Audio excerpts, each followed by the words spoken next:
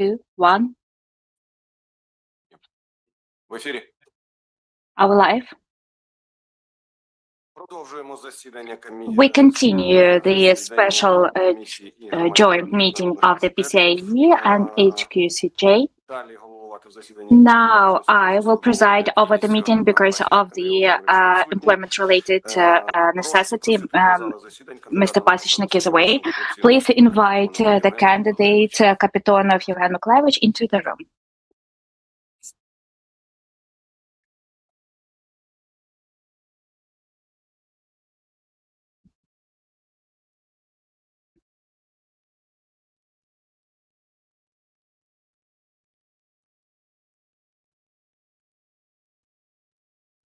Добрий день. Сідайте, будь Good ласка, afternoon. коли Please будете take your відповідати, seat. натискайте кнопку. Once you answer the questions, please don't forget to switch on the microphone.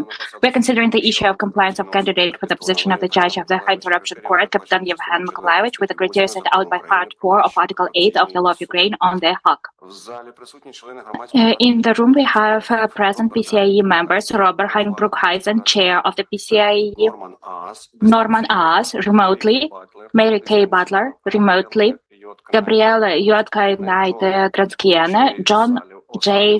O'Sullivan, and Jessica Lott Thompson. Members of the HQCJ, Mikhailo Boganis will come in a couple of seconds. Людмила Волкова, Віталій Гацелюк, Ярослав Дух, Роман Кадисюк, Надія Кобецька, Олег Полюш, Ігор Кушнір, Руслан Мельник, Олексій Омелян, Роман Забодаш remotely, Руслан Сидорович, Сергій Чумак, and Галина Шевчук. Do you understand the composition of the commission? Yes.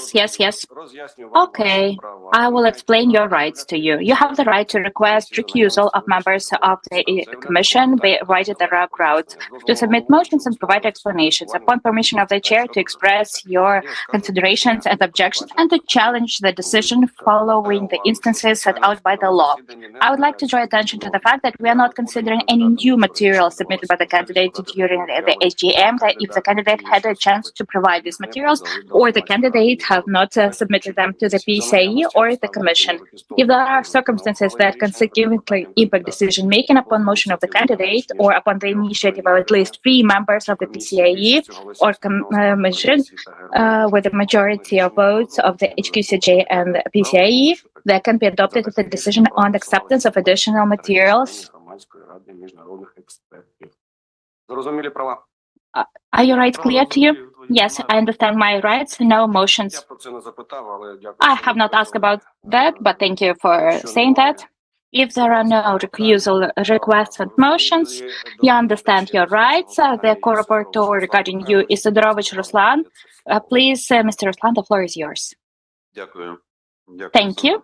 Thank you for this opportunity. Good afternoon, Mr. Yevhen. Thank you for taking part in this competition. Now I will briefly present your candidacy. Then you will have questions from the PCIe members, and then I will ask some questions as the rapporteur regarding your candidacy, and maybe some colleagues will ask you questions as well.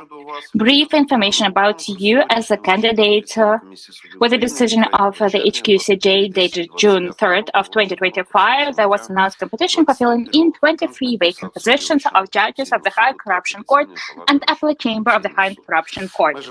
Within this timeline, the Commission received an application from Kapitonov Yevhen on admission of him to participation in the announced competition for the position of the vacant judge, position of the judge of the High Corruption Court as a person compliant with requirements of paragraph 1 of part 2 of Article 7 of the Law of Ukraine on the Hague, and with a request to conduct a qualification evaluation regarding him.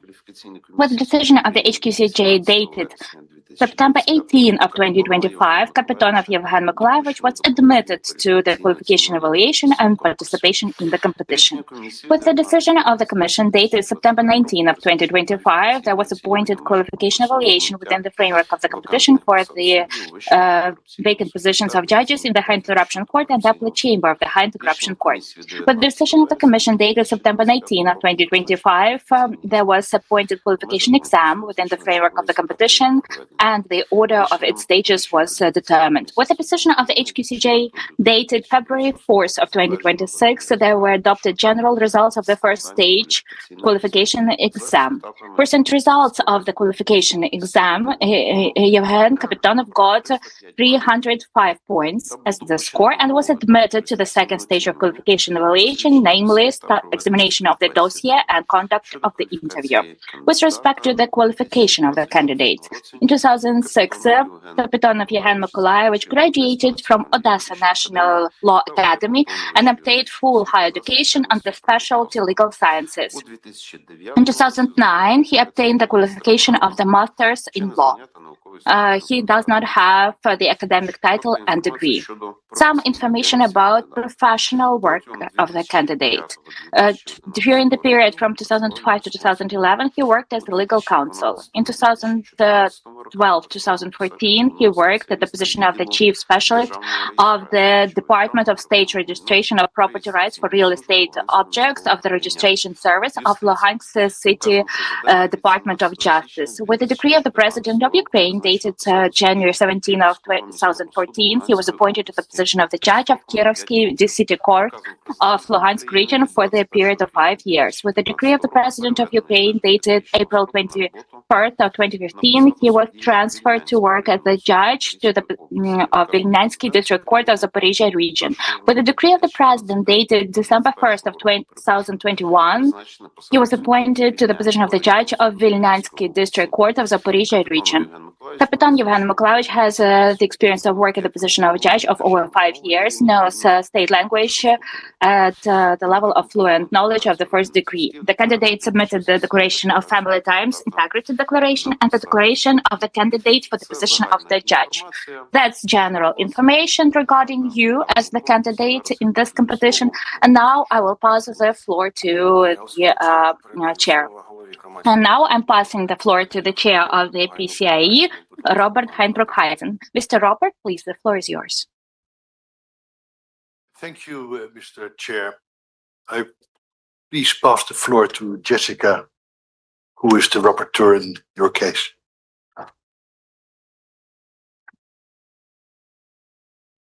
Thank you. Good afternoon, Yevhen Mykolaiovych. My name is Jessica Locke-Thompson. I'll be, as you've heard, the rapporteur in your matter today. I'd also introduce you to my colleagues. John O'Sullivan, to my far left, is a former judge from the United States. Robert Broekhuizen is a lawyer from the Netherlands. Gabriel Juodgate is a judge from Lithuania. And on the screen, we have Mary Butler, who is in the United States as a prosecutor, and Norman Aas, who is a lawyer in Estonia.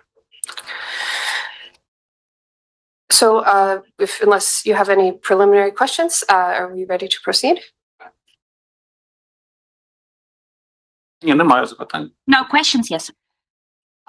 So as you're aware, we have, as the PCIe and our secretary, with the assistance of our secretariat, exchanged with you already many questions and received your answers in writing. However, I will focus my attention today on the areas of concern that still remain, primarily areas where you have either provided insufficient or zero documentary evidence in relation to certain issues. So to give you a roadmap of our conversation today, we will first discuss several financial concerns that you have had numerous opportunities to address in the past. And then we will address two other issues which are not financial in nature. So of these four, there are four categories of insufficient financial disclosure. So I'll begin with the first one, which is failure to declare your residence during the period from 2015 to 2019. So since you have already provided us substantial answers in writing, I will ask you some yes or no questions because there are quite a few issues that I'd like to address today, and I want to be able to have as much time as possible for you to provide responses. So I'll just set some factual information, and you can respond yes or no. In your annual asset declarations for 2015 to 2017, you stated your actual place of residence as a house in Vilnyansk. However, Section 3, the real estate objects of your declarations for 2015 to 2017, you declare that you did not declare any residential real estate in Vilnyansk. Is this correct? Yes or no? Так. Yes. Thank you. In your annual asset declarations for 2018 to 2019, you stated your actual residence as a house in Vilnyansk. However, in Section 3, real estate objects of your declarations for that same period, 2018 to 2019, you did not declare any residential real estate in Vilnyansk. Is that correct? Yes or no? Так, підтвердаю. Yes, I confirm that. Okay.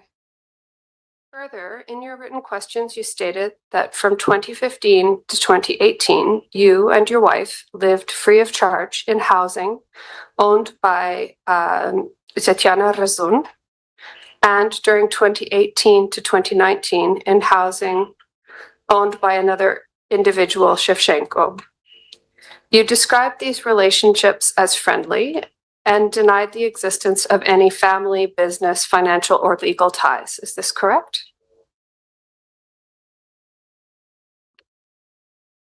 Так, підтвердаю. Yes. You have also stated in your written answers that you did not conclude any agreements with these individuals and that your family resided in these properties free of charge and without any written agreement. Is that correct? Так. Yes. You have also explained that you did not indicate in your 2015 to 2019 declarations the residential properties that you and your wife actually used, because at that time you had an unclear understanding of the concept of right of use under anti-corruption legislation. Is that correct? This is what was contained in your written answers. Так. Yes. And then further, during this same period from 2015 to 2019, while residing free of charge in apartments owned by third parties, you did not take any steps to clarify this issue with the NACP. Так, відповідно до закону. Yes, accordingly, the NACP I did not ask the NACP because I thought that there was the fact of use, but there was no right of use. Back then, that's how I thought about that. That was my personal interpretation, so to say. Now I've changed it. В іншому руслі і світлі бачиться. And now I see it differently. For sure. And also, please, just to let you know, I am trying to get a lot of information out quickly, but you will have an opportunity to respond as long, for a lengthy period at the conclusion of these factors. So, and to pick up on your response just now, so do you understand that from the standpoint of Ukrainian anti-corruption legislation, the long-term free use of residential property that belongs to third parties can be qualified as a gift or potentially some undue advantage that requires a declaration? Do you now understand this? Yes, of course, I understand that. That from the perspective of the anti-corruption legislation, it could be considered as a gift or unlawful benefit. But if I may, I would like to continue. Back then, there were no alternatives regarding other housing. These were life circumstances that made us agree to those conditions that existed back then. So we could not rent out another housing because there is a problem with that in Vilnyansk. We just moved with my wife in 2015, and that was impossible to rent something. It was a small town. Mostly these are private houses. Nothing was rented out. So the real estate market there was actually not non-existent, but was very, very slow. I've provided explanations about their colleague who has tried to sell his apartment for more than 3 years. So we had to accept that, because from the perspective of the gift or unlawful benefit, this subject has an alternative option, has an opportunity to refuse that, that is, to find some other way how to settle that down. Back then, it was very difficult to do for us. So yes, it happened like that. So, of course, the category itself, the position from the perspective of an external observer, from the perspective of financial monitoring, yes, now I understand. So I'll proceed with some more questions. At what point did you become aware of the obligation to declare the right of use, including free use of residential property? So please provide some sense of the time period. When did you gain this knowledge? If you did not have the knowledge before and you have it now, when did that change occur?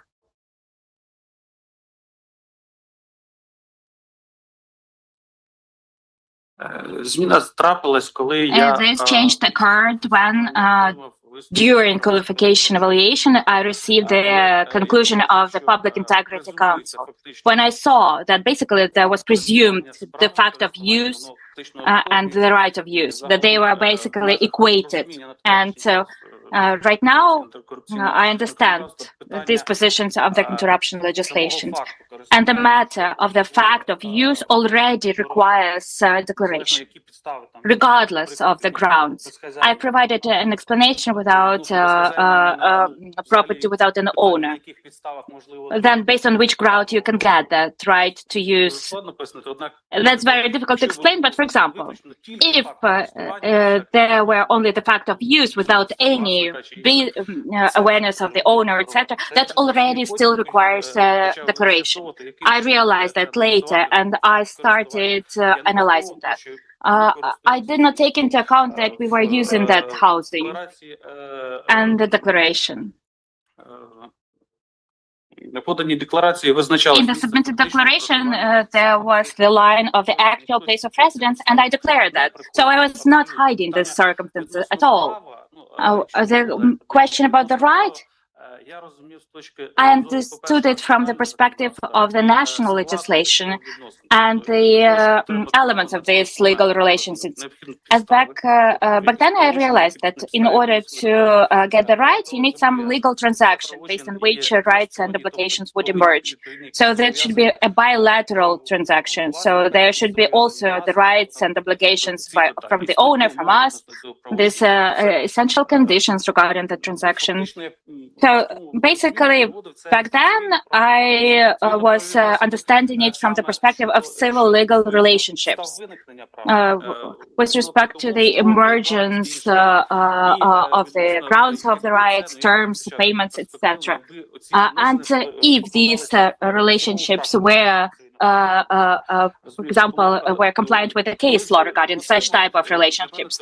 And when I got that conclusion, it was I started analyzing what is the fact of use, what is the right of use, and then subsequently it was resolved by means of buying real estate object. And right now, within the framework of these procedures, I'm also analyzing this question, and I have a completely different approach in my actions regarding further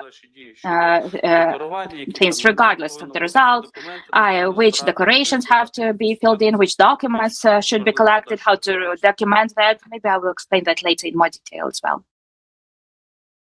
So your commentary is that you became aware of the requirement to report your actual place of residence accurately, and the requirement for agreements to be disclosed as part of your declaration, which you did not do for a period of like 4 years. You became aware of that at the time when you received the decision of the Public Ethical Council, which occurred on December 12th of 2025. So we are currently February of 2026. So only a couple of months ago, you discovered this decision. This this was a requirement, the decision of the Public Ethics Council in your case. Is this what you're saying? Ні, неправильно. No, Справа no, в тому, no, you що got me wrong. в 2019 So in 2019, так, 2019-2020 yes, in 2019-2020, there was a procedure of qualification assessment of judges. That was a general procedure. And within that procedure of qualification assessment, the Public Integrity Council participated in that process. They issued their own conclusions, and I think it was 2019. I think that was in year 2019 or 2020. I can't tell you for sure, but within that process and that decision, I became aware. Then there are no such issue raised because we purchased our own property, and the issue of rent and usage, the right of rent and usage, I didn't violate it anymore. So 2019, yeah, in 2019. So from 2019, you became aware of this requirement, and what actions did you take in response to that new knowledge?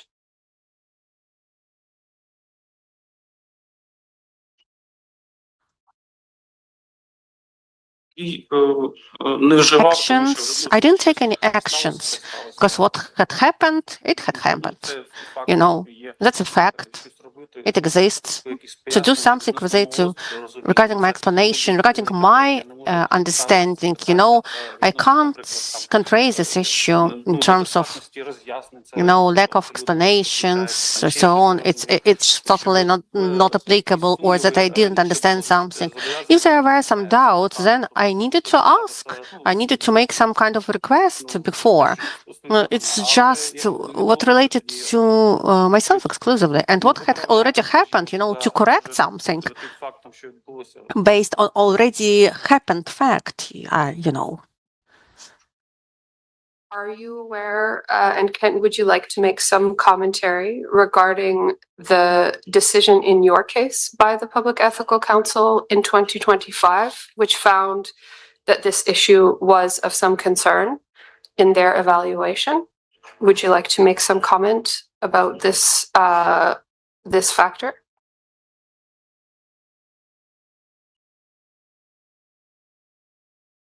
To comment, I participated. I agree. And the Essex Council has made that decision. I didn't challenge it because indeed the issue of criteria within different procedures had different criteria. And the competition for the High Council of Justice, the level, you know, is quite high for participation, and I fully agree with their decision. So you agree with their decision regarding raising questions about your integrity? I'm sorry.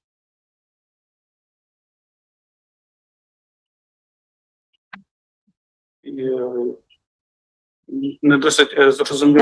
I didn't get your question correctly. So there was a decision of the Essex Council as a result of that competition. Correspondingly, they identified some circumstances. Let me clarify my question. So my question is that there was a decision issued on the 12th of December, 2025, in your case, specifically about you, by the Public Ethical Council, which addressed your failure to provide these disclosures between 2015 and 2019. Would you like to make some commentary about this decision of the Public Ethical Council in your specific case? I'm not asking about a historical case right now. I'm asking about your case. You have raised the Public Ethical Council, so I would like to know if you have some commentary or some additional information you would like to share. If you have no additional information, it's okay. We will move on to the next question.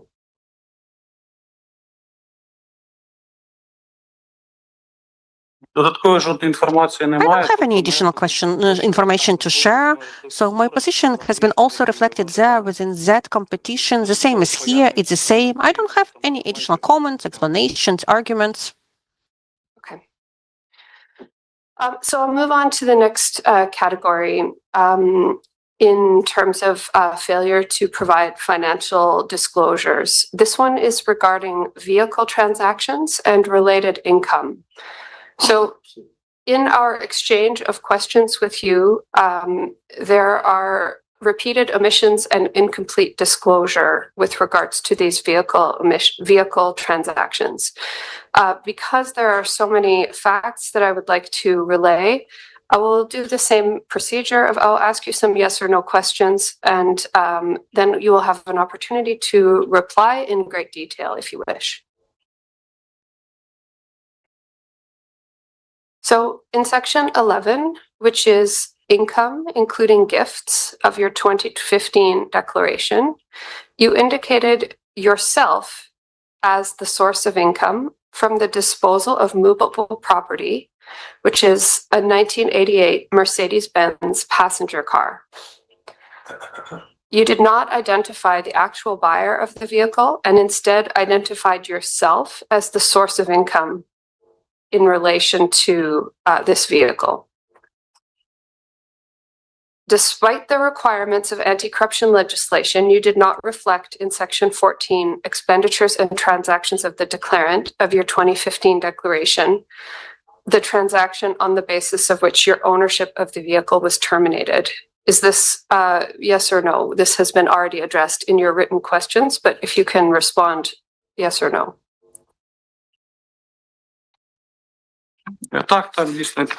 Yes, indeed.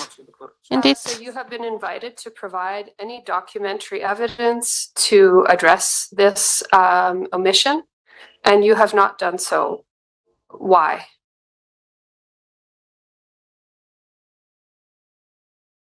The issue is that I didn't store those documents. Unfortunately, I don't have them, those supporting documents. So I have a folder where I store all documents, and that it was, the 2015, the start of declaration process, and there was a position that all, deeds like to sell or to buy, really getting any property and so on. At that moment, I didn't accumulate it as I do accumulate it right now. So I have a folder where I accumulate and store all such documents. The next question relates to a different vehicle in 2005, in your annual asset declarations for 2015-2016. You declared ownership of a 2005 Dacia Logan, which was acquired in May of 2015. You did not indicate the value of the vehicle, despite the requirement of the law of Ukraine on the prevention of corruption to disclose such information. Is this yes or no? Is this correct? No, it's not true that I didn't mention it, didn't indicate it. But yes, there was a mistake made that I needed to store those documents. So I should have acted clearly regarding this issue. Mr. Yevhen, sorry, if I may ask you, so please speak closer to the mic for interpreters to interpret better what you say to our international partners. Thank you. So do I need to repeat what you said? Yeah. So yeah, the mistake was made. Indeed, it's necessary to fill it in, this data, but I don't remember. So I don't remember why I didn't store those documents. So indeed, so the mistake was made. And then 2 years later, in May of 2017, you submitted a notice of significant changes in property status, indicating that on the 16th of May 2017, you received an income of approximately 140,000 hryvnia from the disposal of movable property. The content of this notice indicates that in May of 2017, you sold this Dacia Logan and received the stated amount of income. However, your annual declaration for this income is not included in section 11, income including gifts. Additionally, the transaction concerning the disposal of this vehicle is not reflected in section 14, expenditures and transactions of the declarant. We have already discussed this in your written questions. Can you confirm yes or no?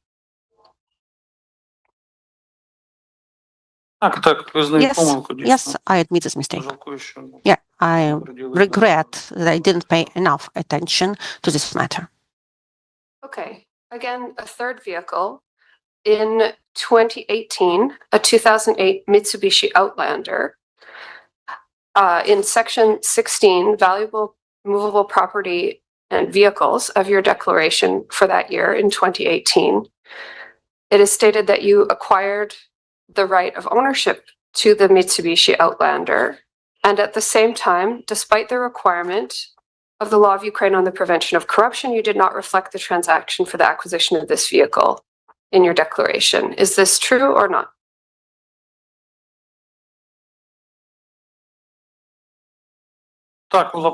Yes, the mistake was made.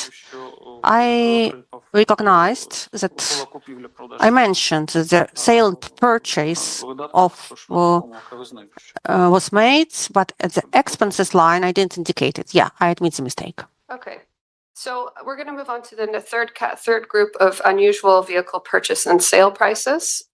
This is a further repetition of omissions and incomplete disclosure in your declarations. So we'll attempt to address these systemic errors. I'll ask you some quick questions, yes or no. In section 6, valuable movable property vehicles of your declaration for 2017, you indicated that in May 2017, your wife acquired ownership of a 2008 Toyota Auris, an additional, now I believe, fourth vehicle that we're discussing, which had a value of approximately $6,000. At the same time, according to your declaration for 2018, the following year, you reported that your wife received income from the sale of this vehicle, the disposal of this vehicle, in the amount of $8,000. So the used vehicle gained $2,000 in value between 2017 and 2018, according to your declarations. Is this correct information according to what you have already told us?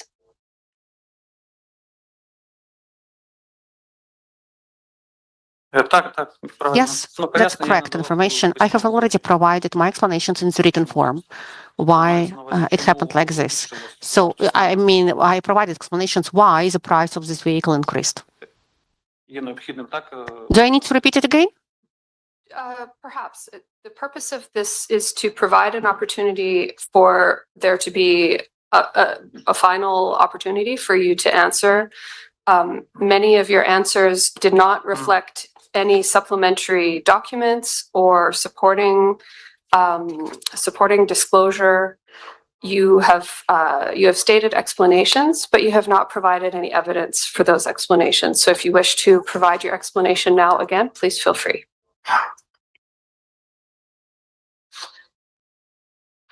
The issue is that the capital repairs were performed regarding that vehicle, there was not an automatic transmission, but robotic transmission. So from the technical perspective, it was not a reliable transmission. So when we purchased that car, afterwards only we realized it. So the repairs were done, and they were not done at this Toyota service center, but at the man shift repairing station where specialists, private specialists did it. So that's why no documents were actually drafted and produced. And when we repaired that vehicle, we decided to sell it because from the technical perspective, the same problems would appear again and again in a year or two. The same problems would be repeated.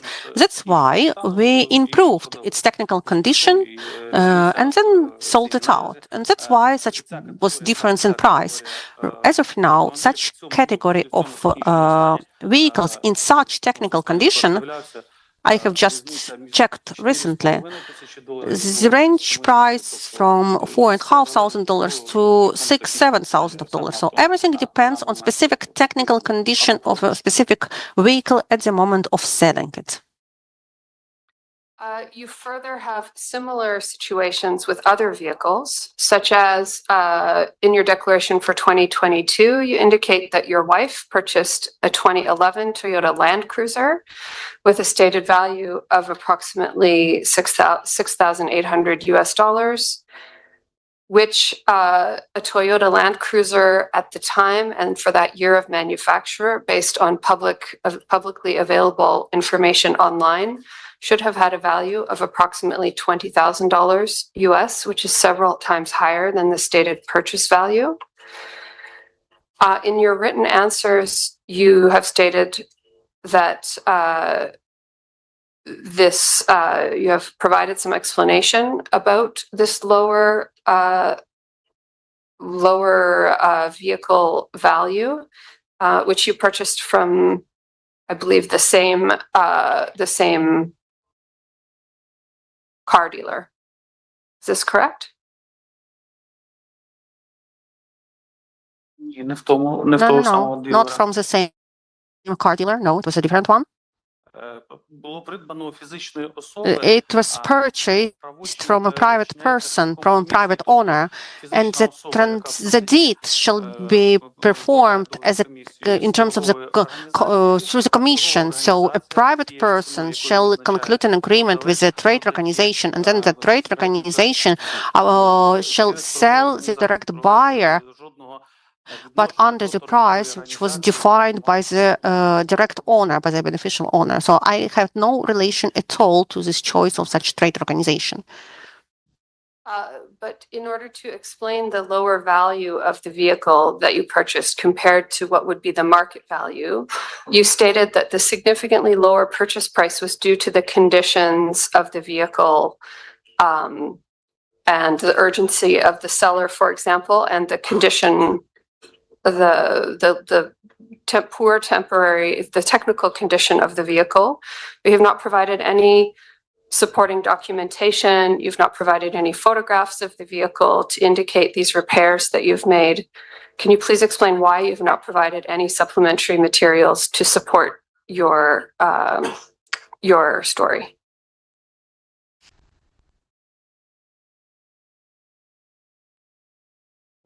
Відносно даного автомобіля надавав Regarding this vehicle, I have provided relevant documents regarding technical maintenance works from the moment of the purchase of that vehicle until now. I have provided a record from the bank account. These were expenses from the very beginning, 24,000 hryvnia.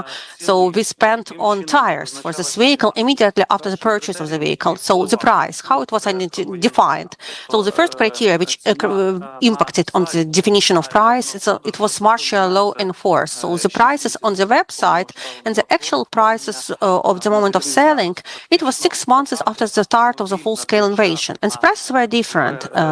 And de facto, to sell a vehicle during summer, spring 2022, on the prices indicated at the website, it was almost impossible. People just didn't buy vehicles at all.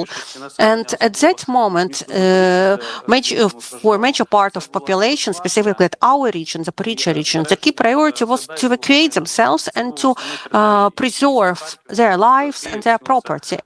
So it was also related to other regions like Kharkiv and Kiev. And at that moment, because with my wife, we decided to replace vehicles that we had, to change Mitsubishi for Toyota. Why we decided to do it so? Because we had already had certain experience of evacuation from Luhansk city. And this experience of mine, my family, gave me understanding that Mitsubishi vehicle, which we had owned, was not good for evacuation purposes. I will explain why. And Mitsubishi, it's not,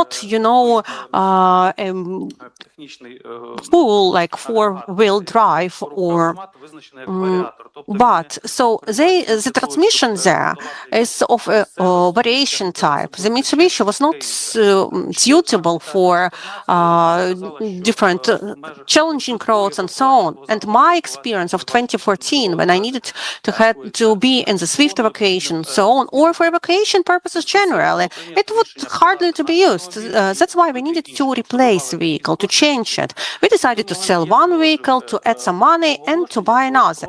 At that moment, I published a post on selling of the Mitsubishi vehicle on the automotive selling website within the range of prices which were available at the market at that moment. There was no interest at all regarding my old vehicle. So for 2.5 months, I had not received any single call of interest. So just for your understanding, the information indeed was published on the website. People tried to sell their vehicles, but there were no real successful sellings of vehicles. So the price was defined using the best price proposal. So it was. We've discussed this enough. I will point out that you were able to sell your 2008 Mitsubishi Outlander for the exact same price that you had purchased a much perhaps better vehicle, as you say, that was more suitable to your needs, but also perhaps a more valuable vehicle, a Toyota Land Cruiser Prado, and that you were able to do that within 1 week, from the last week of August to the first week of September. So I will also mention that the document that we received in relation to the repairs, it was not detailed records, it was simply a receipt for the purchase of tires. It was not records of complex repairs.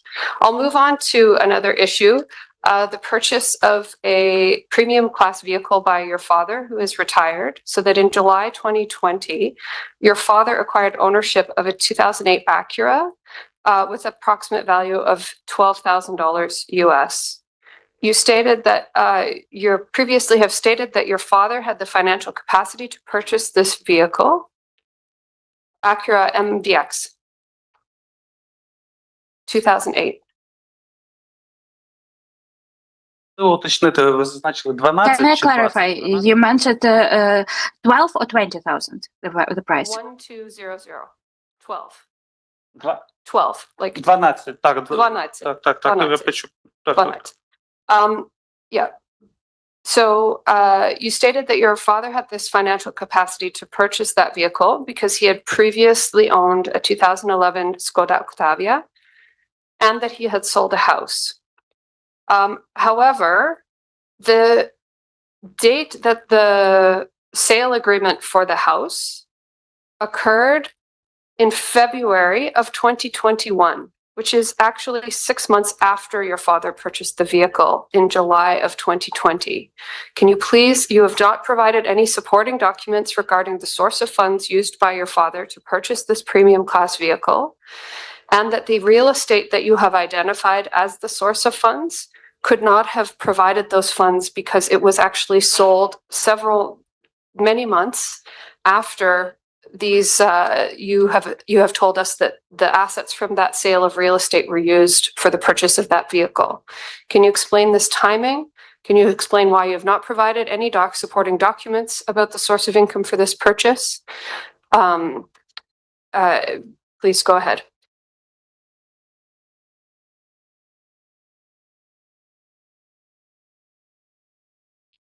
Дякую.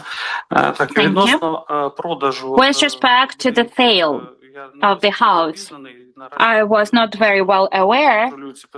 Now I'm also not controlling these issues as to what my father. I knew that he was selling it. The chronology was not something that I knew about. With respect to the capacity to buy this car, I can explain that the chronology of ownership of cars of my father, that this Acura was not bought from scratch.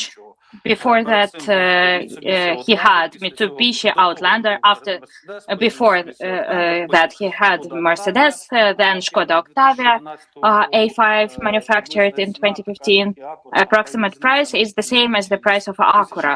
Maybe the difference is only $1,500 between Skoda Octavia and Acura. So the difference was not big.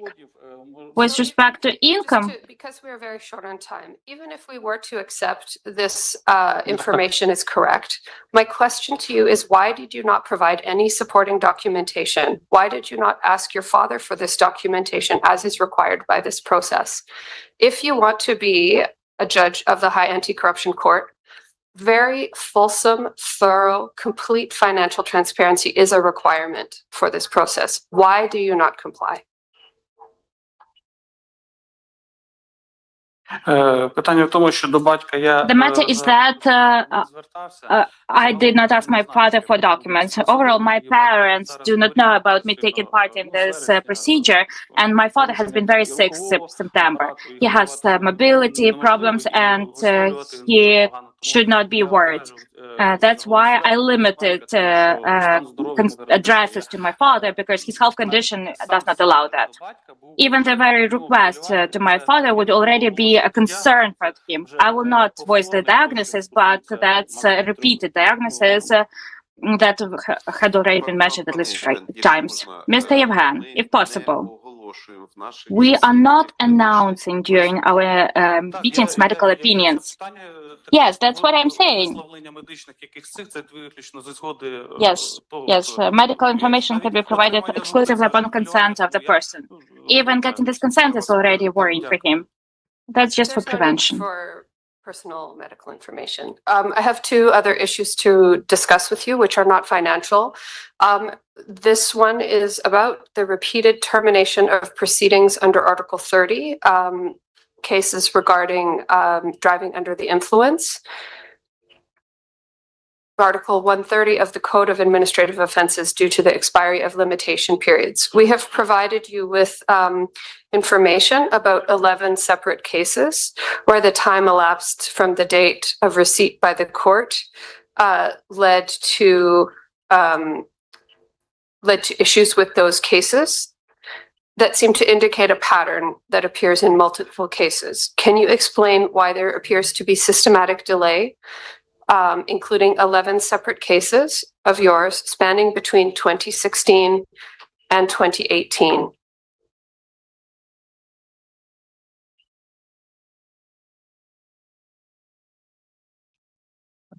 Так, дякую за запитання. Yes, thank you for your question. Expected question. The question about Article 130. It's well-known information that the European Court of Human Rights determines that as a criminal offense, regardless of the fact that in the national legislation that's an administrative offense. Inclusion of this category of cases into criminal category of cases envisions the duty of the court to follow the criminal procedural aspect under Article 6 of the European Convention. Within the framework of consideration of these category of cases, there were submitted motions. I have provided answers about that by the person with respect to whom the reports were prepared, as well as defense attorneys. And these motions, it's impossible to determine mens rea whether it is an exercise of a procedural right or whether it's an abuse. So the judge cannot determine that. Classic scheme of how they abused it. In my opinion, that's actually abuse of the procedural right. The submission of motion on postponement due to some valid reason, at first by the person, then familiarization with the materials of the case. The judge cannot deny and satisfy that. Because if we compare that to the criminal process, that is Article 290, which envisions the obligation to familiarize with the case materials before sending them to court. Under the administrative procedure, that is not stipulated, but the judge cannot deny in this request. That's necessary to ensure this criminal procedural aspect. Let's put it that way. We understand the European Convention of Human Rights. My question is, why do you not provide us information about and disclosure about these cases? You've told us in your written answers that for some mysterious reason, these 11 cases, the materials have all been destroyed. Can you please provide a very quick answer? And then I have one further question, and then my questions will be concluded. Why did you not provide documents about these cases? As you have said, they have been destroyed. This is a strange situation. Ситуація The відповідно situation is normal. Why? Because this case is dated 2016, 17, 18. According to the instruction, these case materials are kept for 3 years, and full information can be provided only if materials are available. Information that is in the case card, it's not complete. Because if the motion is submitted in writing, it's recorded. But if the motion was submitted orally, it's not recorded. I provided information that I could take from the case card in the electronic format, but full information cannot be provided. And to make up something or to somehow determine on my own, it's not appropriate. The information that was available in the case card, I provided it. Objectively, I cannot provide it. My final question is for you to please provide some explanation about your trip to the Russian Federation with your wife in the summer of 2016. And this is my final question. 2016 рік. Питання. Так. 2016, yes, thank you. 2016, according to my focus, and as it happened, unfortunately, the situation was worsening quickly. There was no prohibition to go there according to the national legislation. I will not explain that it is Article 8 of the Convention, etc. Obviously, subsequently, we could not meet my wife, I and close relative, my wife's brother, his wife, and their daughter. So we decided to go for a week there to just meet with them to discuss some matters related to real estate objects of my wife on the occupied territories, the grandmother's house, the grandmother who lived there and now died. And since we would not be able to see each other for a long time, that was the reason for this decision. During the trip, I can say that the Ukrainian transportation company was carrying us. That was a small bus that was transporting us. I did not have any communication with representatives of public authorities apart from procedures of the border crossing. We crossed the border and that's it. Some risks. I had some concerns, but some risks were there. But back then, activities from that occupied territory was not there because we were not considering that category of cases which could have any relation to that. So we decided to do that because for the last time my wife saw her brother in 2016. So now it's 20 years since then. That concludes my questions. If my colleagues on the PCA have any additional. Norman or Mary, no questions? Well, then we are done on this side, Mr. President. Дякую, Руслане Михайловичу. Тоді Thank слово. you, Ruslan. Now the floor is yours, please. Yes, thank you, Mr. Presiding Chair. Mr. Yevhen, we have some questions from Commission members as well now. For starters, I would like for us to at least briefly discuss some aspects related to your participation in other competitions. In particular, you applied for the previous competition that was announced by the Commission to the Anti-Corruption Court, and you were denied in admission since you did not provide some documents. Can you please explain to us what was not submitted by you back then? What became a ground for your non-admission? The ground for my non-admission was the absence of an application that is stipulated by the law on the Anti-Corruption Court. Yes. That the candidate confirms that complies with that. As far as I remember, the HQCJ said back then that many candidates made this mistake. Mr. Yevhen, Here we are not discussing other candidates. Yes, sorry. We are talking only about you.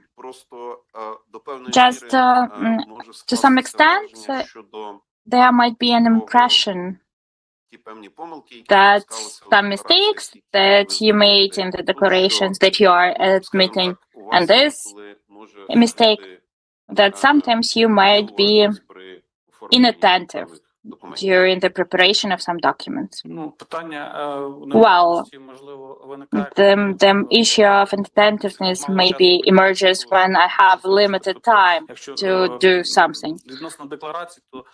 With respect to declarations, I've analyzed this matter, especially 2015, 2016.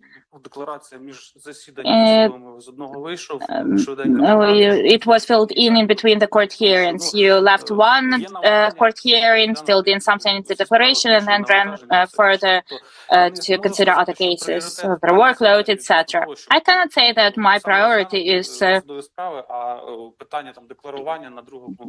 consider court cases and the declaration is less priority. No, I'm not about declaration as such. You know, again, it's all together. If we talk about some separate aspect, then on its own, maybe we can assume that in 2015, 2016, when the declaration was only introduced, here among Commission members, most of us are the ones who are submitting declarations since the very beginning. So we are very well aware of all of these stages and peculiarities. But for example, the failure to submit this application, I'm proceeding based on the presumption that you read the law on the anti-corruption court and you read Article 7, but still you did not submit this application. You read conditions and requirements of the competition, which were published, and you fail to comply with requirements of the law, you fail to comply with the requirements announced in a public document. And that became a ground for the non-admission. That's why that overall creates this impression that sometimes you might be insufficiently attentive while preparing or analyzing some documents. Yes or no? Probably yes. I can say that I'm working on that. Okay. Tell me, please. You also took part in the competition for the position of the judge of the Court of Appeal, but you stopped participating in the competition because you did not get enough points for the practical assignment, correct? Yes. If I'm not mistaken, you were taking the exam on civil specialization. Yes, civil. And as far as the Commission knows, you did not challenge results. No, I did not. Tell me, please, from the perspective of motivation and your direction, you, as a judge, are considering both civil and criminal cases. Yes. I'm also an investigative judge, criminal, civil, yes, everything about the general jurisdiction. What was your motivation when you were choosing civil specialization? Now you're applying to the anti-corruption court, which obviously primarily works with a criminal process. I understand your question. First of all, I am not determining myself as a criminal or civil law judge. I'm just the judge of the first instance of general jurisdiction. So I'm trying to perform my duties diligently with respect to all categories of cases. Before becoming a judge, I did not work in pretrial investigation bodies. And I had less connection to criminal cases. The experience of the legal counsel was closer and to civil jurisdiction. And that's why it's not that I believe objectively that I'm better there and here worse. I mean, civil as compared to criminal. No, it was just my choice. Besides, during the qualification evaluation, I was also doing civil jurisdiction, so I decided to stay in that direction, in that condition for the court of the... You've been a judge for 12 years? It's a long time. Well, right now, my experience is 15 years. If we're talking about total experience, minus those 3 years that are not there. No, I mean that you have been a judge since 2014, yes. So it means that you have been considering different all categories of cases since 2014, yes. Good. That's regarding your motivation. Now let's move to another part. I have a few questions related to your professional activities. Again, I'm underlining that the Commission doesn't evaluate your court decisions and their legitimacy. Now, we are interested in your understanding, your approaches and standards that you apply when you consider different cases. In particular, I wanted to ask you the following. In 2023, you have submitted a self-recusal in a case where the defendant was a prosecutor of the Zaporizhzhia Regional Prosecutor's Office, who was at your courts all the time, representing the state prosecutor side. Other judges also submitted self-recusal of your court, and as a result of such all the self-recusals, it was impossible to consider this case under your court, and that case was reassigned to another court. We're not going to speak about your colleagues right now, but I'm interested in your understanding and your approach.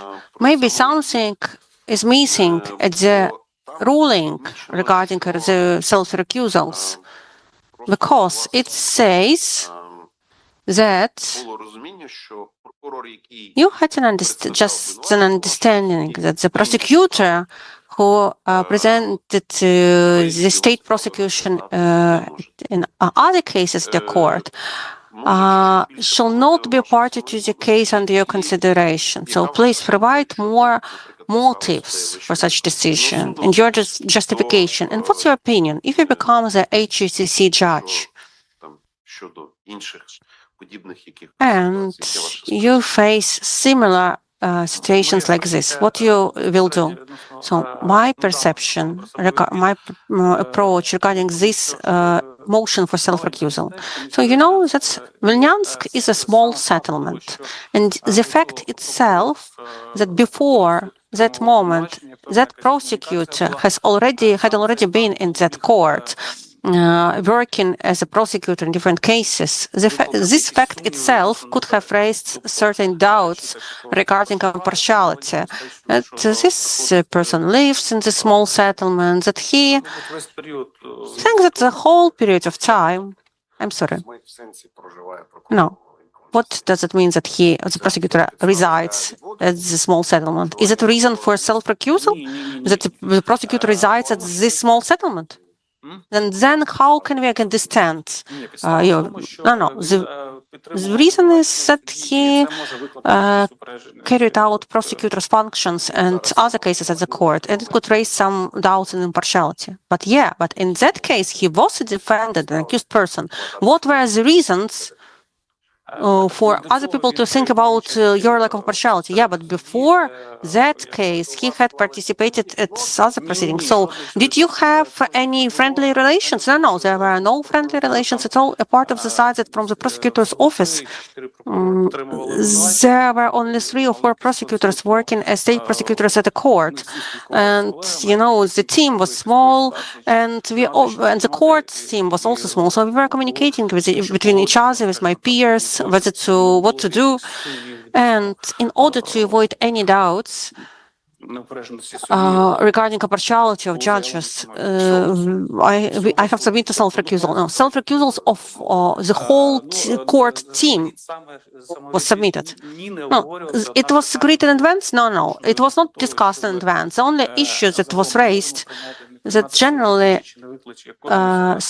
we discussed whether we can agree upon it or not, whether it would lead to certain doubts or not, but each judge had made their own decision what shall be done in that case, and all of us, we decided independently that it would be better to submit self-recusals in order to avoid any potential doubts regarding impartiality from the side of an external observer.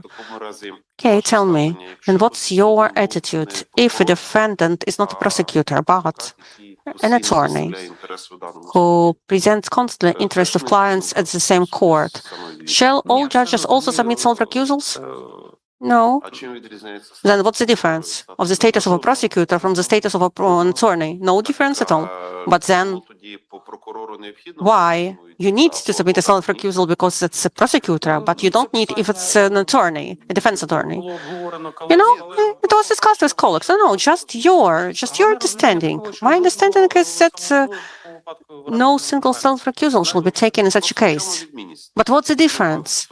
So, from the perspective of your understanding, between a prosecutor and a defense attorney, no difference at all. But you need to take a self-recusal if that's a prosecutor, but in another case, no. No, it was just an exemption from general rule. No. In any case, there is no difference. No. So, Yevhen, I'm trying to understand that the prosecutor, so you say that prosecutor was constantly representing state prosecution office at that court in different proceedings. It was his work, but the defense attorney has also his duties, his work. So what's the difference? There is no difference at all. You know, there is no difference at all. We have just discussed it with my colleagues. As far as I remember, I was not the first one who would receive it as an assigned case. But then there was this position of the whole team of our judges at that court. Okay, thank you. We got your reply. There are some other questions regarding your approaches. I think that you know that the Commission pays special attention to cases related identification of place of residence for a child and parental rights after the full start of the full-scale invasion, etc. So my question is the following. Maybe you can give me some more details. In 2024 and 2025, you have had only 9 cases on deprivation of parental rights. At least I found only 9 cases. I mean, 9 cases on deprivation of parental rights starting the start of the full-scale invasion. And in 2024, 2025, you deprived rights of mothers, parental rights of mothers, in absentia. Do you think that it's appropriate? And why there was no opportunity to make such a decision not in absentia? So as far as I understand, you're asking regarding the specific part of absentia, in absentia, or not in absentia. Yes, and also regarding this fact of deprivation of mother's parental rights specifically. In one of the cases, you deprived parental rights of a mom who had a 3-month-old child, 3-month-old infant. There was such case. So maybe there were some circumstances of a case. It just, raises our attention. Regarding 3-month-old baby, I don't remember, but regarding in absentia cases, the Civil Procedural Code of Ukraine envisages a court to make a decision. If the defendant doesn't appear in front of the court and all notifications were provided to the defendant, but he or she fails to appear, then the court is obliged to make a decision. And so if the defendant is summoned to appear in front of court on different stages, pre-trial investigation stage, court hearing stage, and so on, information should be published on the website. But if mother fails to respond to such notifications, then the decision should be made by the court. So in those cases that I provided, there were circumstances proving that there was no that for a long time there was no connection between a child and a mom. As far as I remember, one case was when mother left from Ukraine to the territory of the Russian Federation back in 2017. So there was no connection at all since that moment. Another case also, there was not possible at all to find mother of the child, and the case in absentia envisages also right to review such case in absentia if the defendant or doesn't agree with the decision. So, yeah, all information, all circumstances were fully examined during the pre-trial investigation stage, during the trial stage, everything information from the state authorities and children affairs authorities were taken into consideration, so on. But regarding this specific part of the deprivation of parental rights, and you know that, for example, maybe mom failed to appear in front of the court or didn't provide any evidence at all, but father provided some evidence. So we needed to motivate it, justify it. And if all evidence is only submitted from the side of the father, then decision was made in absentia. Regarding the identification of place of residence of a child, such category of cases. So, everyone understands that it's related to the issues of mobilization or conscription. So, but the identification of place of residence is not correlated with the fact of provision of support and maintaining to a child. So, it's not imperative. Yes, it could be correlated, could not. I had few cases where parents agreed independently by themselves regarding maintenance of a child. So, it's not, only subjected to court processes. It could be also solved at a notary. If I may, I would like to additionally explain. No, Galina Mikhailovna has another follow-up question regarding this part. Yeah, and let's stick to the timing. We're almost over. I have only one short follow-up question. You have just mentioned the deprivation of parental rights cases, and you focused more on procedural issues regarding mother failure to appear in front of the court or no evidence is provided from the side of the mother. But you don't mention here the interest of a child. Tell me, when you considered such cases, did you take into consideration interest of a child? Did such deprivation of parental rights correspond to a child's interests? Is such category of cases special or not special? And does this category of cases require some rush or require some timing to reflect and think? Yeah, I fully agree with you. We have considered such things as of interest of a child in each case ad hoc. So each time, each case, we consider also a case of connection between a mom and a child, because in some cases of such category, I partially satisfied claims in terms of temporal limitation of parental rights. Not deprivation, but temporal limitation of parental rights of a mother, giving a mother a chance to correct her conduct and giving her opportunity within some period of time later to renew fully her parental rights. Regarding interests of a child, choosing between a father and a mother, and it's related actually to identification of a place of residence of a child. So, yeah, so it could be solved specifically in serving the best interest of a child when we have both positions, position of a mom and of a dad. And then having both positions of both parents, the court can decide. But if it's done in absentia, so if the decision is made in absentia, then, so it's, depends on a child will stay with whom they have been living before the moment of the decision. Thank you. We will have a question regarding two other cases. In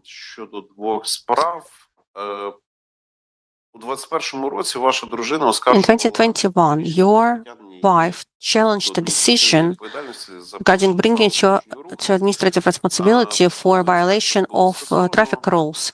The inspector's protocol was cancelled, and it was decided that your wife has not violated traffic rules.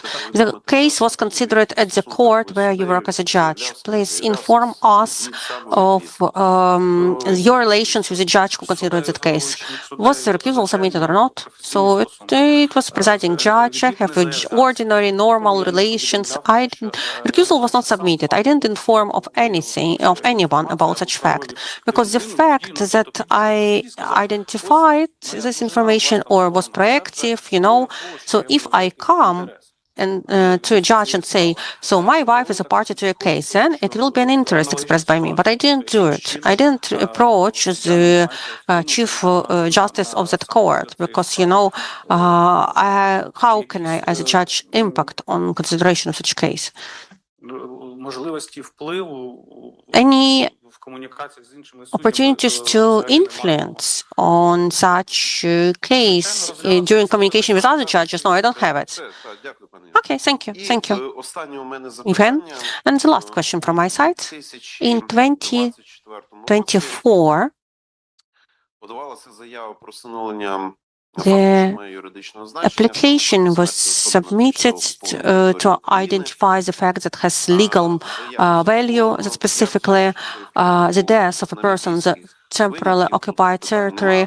So it was recognized. I understand that that's like an exemption case, and I have no question at all. But that case was considered by a judge who, at that moment, provided to you a recommendation for participation in the competition. The judge, and I think, I know her name, that's Madam Bokupka. She works at the same court as you, not you. No, that's her surname starts with the letter K. Sorry. So that's Kiyashka judge. Thank you for giving her surname. Then we have also another judge, Kononenko. Okay, so you have a lot of judges which surname starts with letter K. As far as I understand, I didn't receive any recommendations from anyone in terms within any procedures competitions. Maybe as a former chief judge, maybe. So as a former, and then she submitted that recommendation independently, so you don't know about it. That's regarding competition to the appellate court, not to the HT, but to the appellate court. Appellate court competition 2023, or which was cancelled? The competition which was cancelled. So here I don't know. I don't know in which competition. Maybe if it was for the competition which was cancelled, that maybe she submitted a recommendation because she was the chief judge of that court. But in 2023, no, I didn't receive any recommendations. Before it, yes, a recommendation as a chief judge of the court.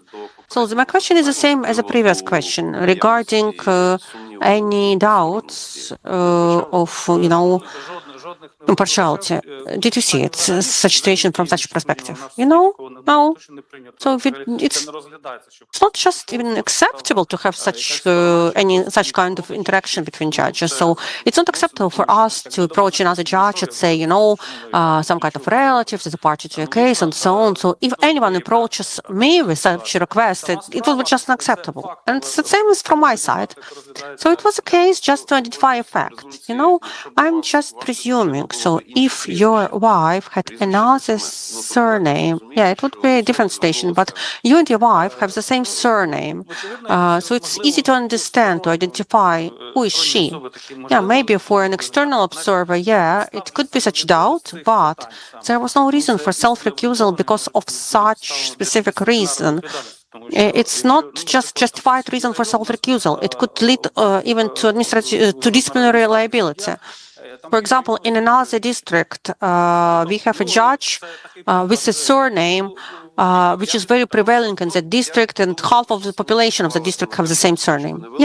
But you're just referring to the stations that the settlement is small, and comparing the situation with approach, what's your approach, your colleague's approach, when you submit self-recusal because of the prosecutor who was a defendant in the case. So if prosecutor, you were not friends with him, and his defendant status could cause doubts from an external observer, to your opinion, but your wife's participation to the case would not lead to doubts from the external observer. Am I right in my understanding? Yes. You were right in wrapping up station, but regarding the prosecutor's situation, to my opinion, it was, an exaggerated precaution measure. So do you agree with that in general?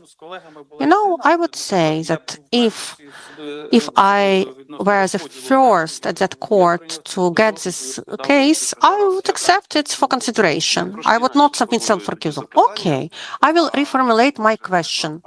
Sorry, we are sticking to the time. Okay, we have clarified it. Okay, thank you so much. That's all from my side. Dear colleagues, do we have any other questions, or shall we wrap up this interview depending on our goals? No questions? Then, Yevhen Mykolaiovych, as according to tradition, you have a final word? Sorry, Mr. Robert, do you have any questions from the side of the PCIe members? No, thank you, Mr. Chair. Дякую. Thank you. Yevhen, now you have an opportunity to address us. If you would like to say something, please, the floor is yours. Thank you. With respect to the declaration, I admit everything. I work on that. I'm aware of that. I admit that I need to work on that. The algorithms have been determined. I'm working on all of that. Everything is clear. I agree with that. With respect to the procedure overall, I would like to thank everyone involved into this procedure. Frankly speaking, I do not understand how the HQCJ works in this mode. Because from your side, there are several ongoing procedures. How you manage to do that, everything. Thank you for this procedure. Thank you for doing everything. From my side, what else can I say? I work, I want to work, I will continue working regardless of the results of this competition. I like my job, and I'm trying to realize my potential in my profession. Thank you. Peaceful skies and health. Thank you. Thank you for your participation in the competition. Consideration of your candidacy is over for today. Thank you. Goodbye. Colleagues, the items of our agenda has been exhausted, so I'm announcing the special joint meeting over.